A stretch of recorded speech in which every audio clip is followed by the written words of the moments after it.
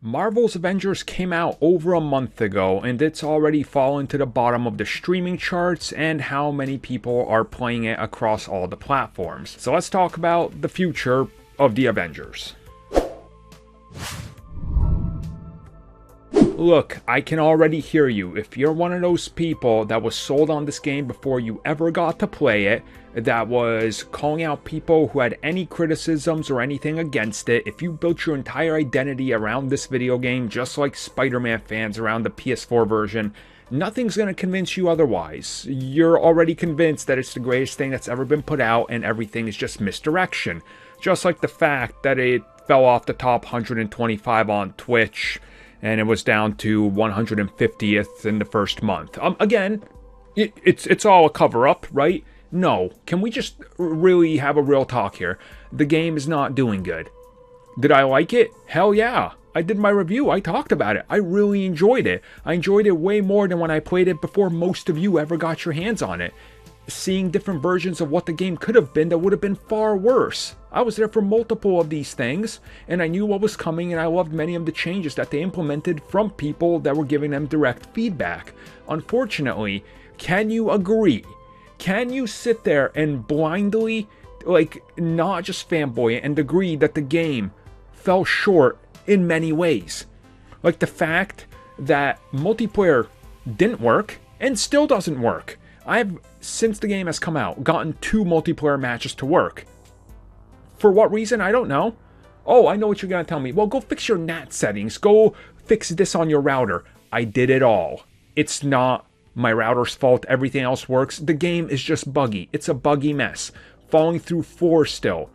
Skins are still disappearing for me. I don't know why. Bad performance. Again, look, this is all part of this game's downfall. And another major part happens to be lack of content. What happens when you get to the end of the game? Nothing, right?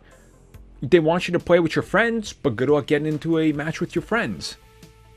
Again, this is all really disappointing because there's a great game there. There's great fun to be had. There's cool things to do.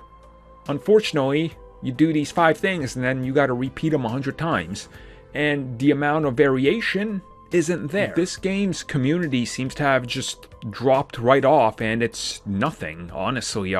It's kind of shocking, and I look at my friends list, and I look at how much it's been played. The opening, the release weekend, if you will, whatever that was, because it had that weird 3 days early, so I guess the first 7 days, I had a good portion of my friends list playing it.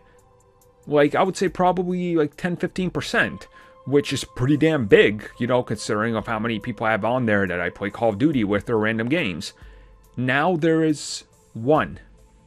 One is playing it. And it's because he just got it. People just are not going back. Hopefully, as they've said, they're listening to the community to feedback and they're hoping to announce some changes soon and things that are going to be done. And honestly, I'm going to hold out hope that they're going to be able to deliver because, some of the best MMOs or games as a service today, they launched rather shaky and they went on to really evolve and become something that everybody loves. So there's still hope, but it's frustrating because there's such a good game in there and there's not enough of it. And I think the worst part is that there's a great single player game in there that got rushed to the end to make it a games as a service, and that's really the most unfortunate part.